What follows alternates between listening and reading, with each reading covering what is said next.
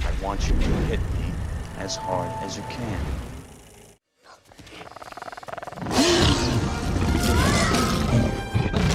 Ask a moviegoer to name one director in the history of movies, and you'll get a barrage of names. Spielberg, Hitchcock, Kubrick. Do the same with an actor, and you might hear Brando, De Niro, Cruise. Try it with a critic, and chances are one name will stand above. I hated this movie. That's Roger Ebert, a groundbreaker in his field and an essential part of our movie-going lives. He changed how cinema was written about and perceived by the public. On the anniversary of his death, we remember Roger Ebert.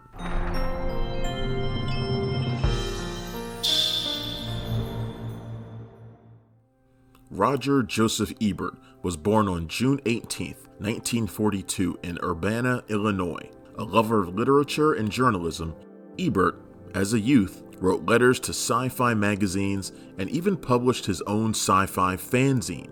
In high school, he joined a paper and even worked professionally in the field. He later fessed up that his greatest influence wasn't Joyce or Pulitzer, but rather Mad Magazine. That's right, Alfred E. Neuman is partly responsible for some of the most important film criticism in history.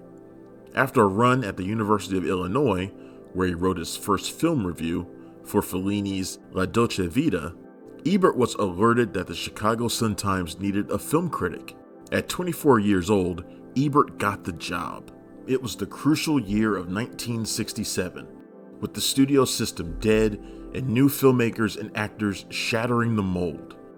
The new Hollywood was emerging, with often overlooked credit going to the critics. With his 4-star rave of Dam Breaker, Bonnie and Clyde, Ebert assuredly had a hand, or maybe a thumb, in ushering in the new era. Thanks for watching We Remember. If you enjoy our shows, please subscribe to our channel right now, like this video, and click on the bell so you can be notified each time a new video goes up. Now, back to the show. Legendary critic Pauline Kael, also a champion of the new Hollywood, said Ebert wrote, quote, "the best film criticism being done in American newspapers today." He would not do the best screenwriting, though, penning the Russ Meyer 1970 flick Beyond the Valley of the Dolls.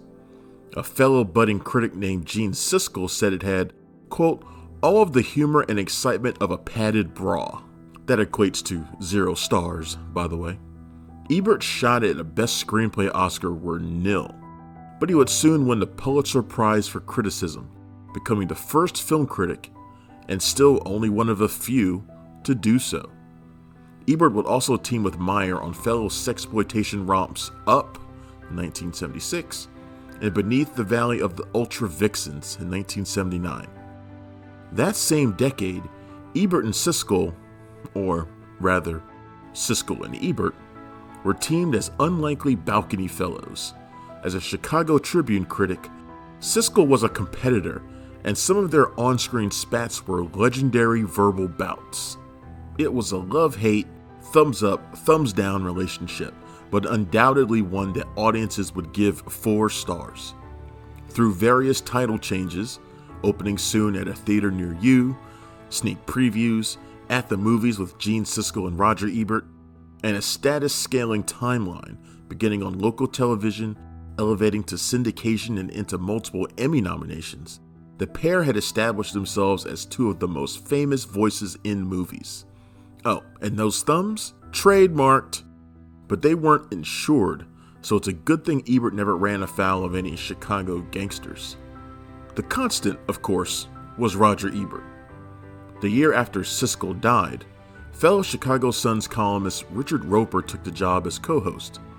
Ebert would be subbed in and out beginning in 2002 after a thyroid cancer diagnosis, but his hiatus hurt the show.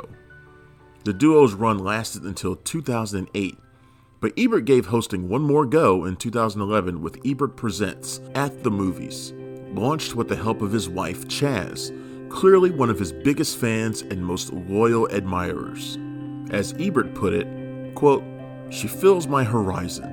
She is the great fact of my life."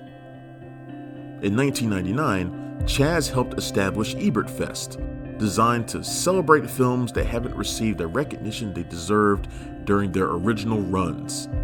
It runs to this day, an annual cinematic tribute to Ebert. Ebert's influence has been undeniable, going out of his way to promote the talents and voices of underseen films and filmmakers. When 1994's Hoop Dreams failed to get a Best Documentary Oscar nod, numerous people, Ebert being the most vocal, urged for change in the Academy nominating process, which holds to this day. In what comes off as a move of gratitude, Hoop Dreams director later helmed 2014's Life Itself, based on Ebert's autobiography. Ebert was a pop culture presence, a figure of nearly constant tribute, both heartfelt.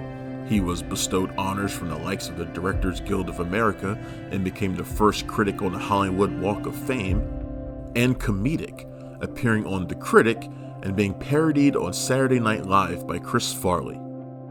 Former co-host Richard Roper noted he was more recognizable than most of the movie stars he writes about. Ebert was the quintessential film critic, one who knew that one kind of genre of movie may not be for everyone, but if it was for you, then did it really matter? Quote, "Your intellect may be confused, but your emotions never lie to you." However, he did urge even casual viewers to be able to defend these opinions. As he put it, quote, "It is important to know why you hold an opinion, understand how it emerged from the universe of all your opinions, and help others to form their own opinions." As someone who logged around 300 reviews per year, that seems like a sensible request. His disdain for CGI overuse in 3D technology, not to mention his debate-churning insistence that video games were not art, may give the impression he was some high art snob. Yes, his favorites included films by Bergman and Ozu, but the New York Times called him, quote, "a critic for the common man," for good reason. Consider his most famous trademark, literally. The thumbs up, thumbs down system was digestible. What, really, does 3 out of 5 stars mean? The thumb was concrete. It's either worth seeing or not. A thumbs up was immediately put on TV ads and on home video box art. A thumbs down was taken as an artistic affront, sometimes to the extreme. The two most infamous incidents involved a sometimes runaway director and an actor we wish would run away. Upon the release of Deuce Bigalow, European Gigolo, star Rob Schneider lashed out at an LA Times critic, insulting him and his negative review for having won 0 awards in his career. Ebert came to the critic's defense. Quote, "As chance would have it, I have won the Pulitzer Prize, and so I am qualified. Speaking in my official capacity as a Pulitzer Prize winner, Mr. Schneider, your movie sucks."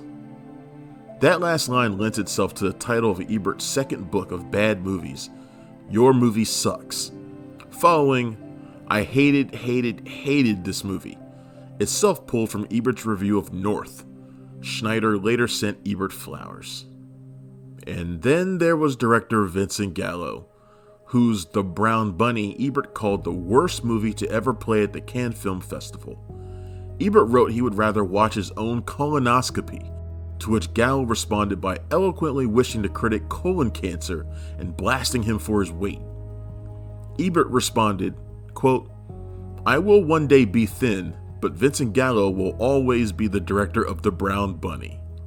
A man of more class than those he clashed with, Ebert later gave a thumbs up to a re-edited version of the movie. No word yet on if the director's cut of Ebert's colonoscopy will be available.